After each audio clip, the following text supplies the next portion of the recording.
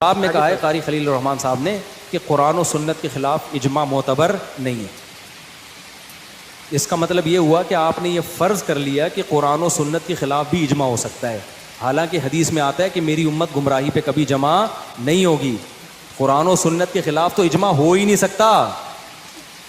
اس کا مطلب کہ امت گمراہی پہ جمع ہو گئی، قرآن و سنت چھوڑ دیا.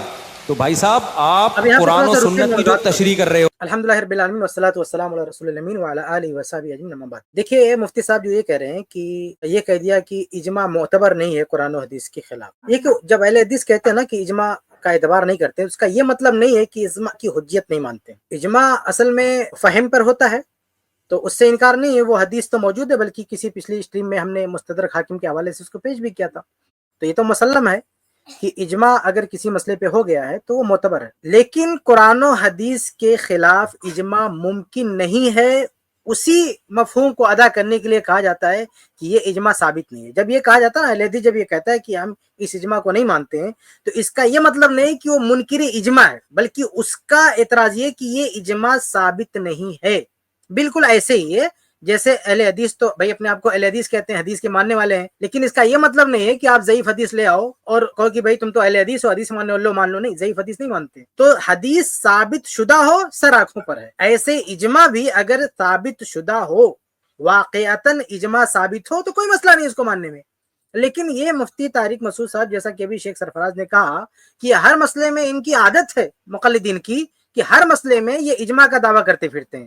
تو حقیقتاً جب ہم یہ کہتے ہیں نا کہ یہ اجماع قرآن و حدیث کے خلاف ہے، معتبر نہیں ہے، مطلب یہ ہوتا ہے کہ یہ ثابت نہیں ہے. اس کے عدم ثبوت کے لیے کئی شواہد بھی ہوتے ہیں. مثال کے طور پر اس کے علماء کا اختلاف موجود ہوتا ہے. یعنی اجماع کا آپ کا دعویٰ ہے، اور اجماع کا مطلب سارے علماء متفق ہو، اور جب اہل علم کا اختلاف موجود ہے، ڈنکے کی چوٹ پر صراحتیں موجود ہے کہ اس مسئلے میں اختلاف ہے، پھر بھی کوئی اجماع کا دعویٰ کرتا پھرے گا تو ہم کیسے مان لیں گے اس کو بھائی؟ تو یہ وہ جو کہتے ہیں جھوٹا ہے، جیسے جھوٹی حدیثیں ہیں اللہ کے نبی صلی اللہ علیہ وسلم کے نام پہ جھوٹی حدیثیں گڑ لی جاتی ہیں، ایسے اجماع کا بھی جھوٹا دعویٰ کیا جاتا ہے کہ اس مسئلے پر اجماع ہے. بلکہ ان لوگوں کا تکیہ کلام ہی بن چکا ہے مقلدین کا. ہر مسئلے میں دیکھیں گے کہ اپنی بات کو مضبوط کرنے کے لیے اجماع اجماع اجماع اجماع کرتے ہیں. بلکہ ان کے یہاں بعض دفعہ نا اجماع سے مراد کیا ہوتا ہے، یہ چاروں مسلک والے اگر مانتے ہیں اس کو اجماع بول دیتے ہیں، حالانکہ اس کے باہر علماء نے اختلاف بھی کیا ہو تو اس کا اعتبار ہی نہیں کرتے ہیں. تو یہ مسئلہ ہے، اجماع کا کوئی منکر نہیں ہے، لیکن اجماع ثابت ہونا چاہیے. اگر ثابت نہیں ہے تو پھر اس کی کوئی حیثیت نہیں ہے. جی آگے. آپ قرآن و سنت کی جو تشریح کر رہے ہو نا، اجماع نے اس تشریح کو کالعدم قرار دے دیا ہے. اس لیے آپ جو حدیث کا مطلب بیان کر رہے ہو، اجماع سے پتا چلا اجماع ٹھیک ہے، آپ غلط ہو. قسطوں کے کاروبار کے بارے میں یہ بات کہی، پھر کہا کہ عورت کو بھی ہر وقت خلا کا حق حاصل ہے، خلا کا رائٹ حاصل ہے. اس سے اگر آپ کی یہ مراد ہے. یہاں پہ رکتے ہیں تھوڑا سا. یہ جو قسطوں کے کاروبار کے بارے میں کہا، ہم اس طرف نہیں جائیں گے، لیکن بہرحال اختلاف موجود ہے. اس میں اجماع کا دعویٰ اگر کوئی کر رہا ہے تو یہ بیکار سی بات ہے. بہت سارے شیخ البانی رحمہ اللہ نے اس سلسلہ میں ایسے کئی آثار نقل کیے ہیں جہاں پہ اہل علم کا اختلاف موجود ہے. تو وہی ہم کہتے ہیں کہ جہاں پہ اختلاف موجود ہے، آپ وہاں پہ کیوں اجماع کا دعویٰ کرتے ہو؟ آپ یہ کہہ سکتے ہیں نا کہ آپ کی یہ دلیل ہے، یہ استدلال ہے، لیکن آپ ہر جگہ اجماع کا دعویٰ کر دو. جہاں دو قول ہے، ایک سے زائد اقوال ہے، وہاں اجماع کا دعویٰ کر دو، اور پھر کوئی اجماع نے اس مفہوم کو متعین کر دیا. ارے بھائی تمہارا یہ کھڑنتو اجماع ہے، یہ تمہارے خام خیالی ہے، تمہارے ذہن میں پک رہا ہے یہ اجماع کا دعویٰ. اس کا علمی دنیا میں اس اجماع کا کوئی وجود نہیں ہے، یہ صرف دعویٰ ہے.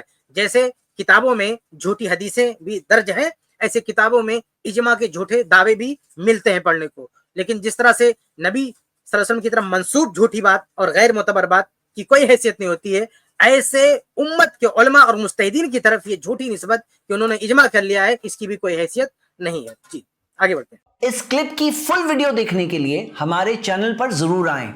آئی پلس ٹی وی نے ایک نیا یوٹیوب چینل شروع کیا ہے جس کا نام ہے آئی پلس ٹی وی اختلاف کا حل. اس چینل پر صرف اختلافی مسائل پر ویڈیوز آئے گی، لیکن دلائل کے ساتھ اور بھائی چارگی کے ساتھ. آپ کو میں دعوت دیتا ہوں کہ آپ بھی ہمارے اس چینل کو سبسکرائب کریں، ہماری ویڈیوز کو شیئر کریں اور نوٹیفیکیشن آئیکن کو آل سلیکٹ کریں تاکہ آپ کو ہماری ویڈیوز کا نوٹیفیکیشن مل سکے. جزاک اللہ خیر، والسلام علیکم ورحمۃ اللہ.